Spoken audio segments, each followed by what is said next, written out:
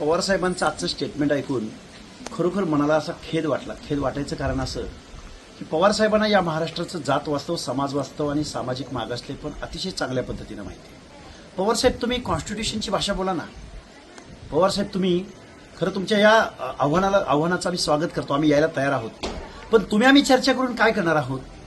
कारण सामाजिक मागासले पण बाय बर्थ, जन्मानं सामाजिक मागासले पण असणं आणि गरीब झालो म्हणून आम्हाला सामाजिक मागासलेपणाच्या यादीत टाका म्हणणं, या दोन मागण्या एकत्र कशा येऊ शकतील पवारसाहेब? त्यामुळे जरांगे पाटील असतील किंवा या महाराष्ट्राच्या कायद्याच्या सभागृहामधले सगळे आमदार असतील, पक्षप्रमुख असतील, त्यांनी मुंबईमध्ये सर्वपक्षीय बैठकीला यावं. आम्ही तिथं येत आहोत, आम्ही येऊ. पण as per constitution, as per law आणि गेल्या शेकडो वर्षामध्ये ज्या कम्युनिटींच्या बाबतीमध्ये सोशल डिस्क्रिमिनेशन झालं त्याचं उत्तर आम्ही तिथं विचारू. बजेटरी तरतूद आम्ही तिथं विचारू.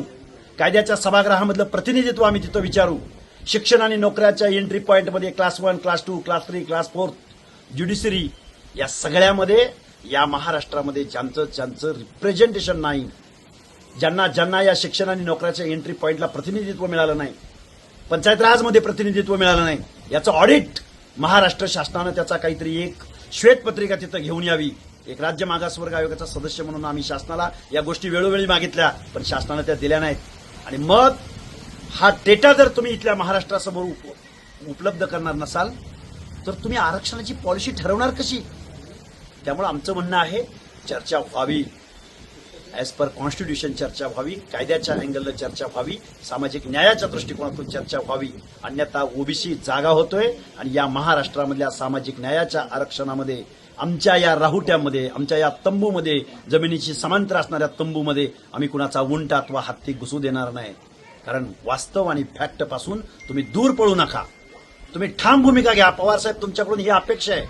तुम्ही आलं पाहिजे आणि जे बाय बर्थ जन्मानं मागासलेपणा आहे, ज्यांनी शेकडो वर्ष मागासलेपणाच्या झळा सोसलेत, त्या माणसांच्या बाजूने पवारसाहेब तुम्ही बोललं पाहिजे.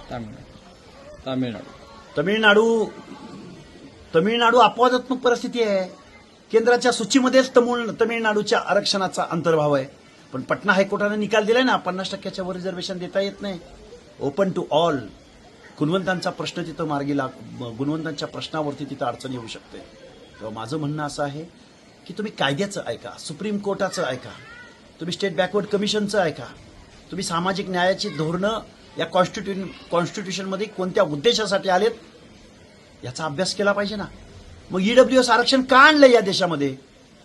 जर कोण गरीब झाला असेल तर त्या गरिबांसाठी सुद्धा आरक्षण या देशामध्ये आणलंय ना, घटनेमध्ये दुरुस्ती करून आणलंय. आणि मग कायद्यानं तरतूद केलेलं आरक्षण डावलायचं आणि मागासवर्गीयांच्या, जोशाच्या, भटक्याच्या, कुडमुड्या जोशाच्या, बाराबलुतेदारांच्या पंक्तीला बसायचं नाही. आम्हाला यामधून सामाजिक मागासलेपणाचं आरक्षण मागायची अशी जर अडेल तट्टू भूमिका असेल तर त्याला ओबीसी कडाडून विरोध करेल.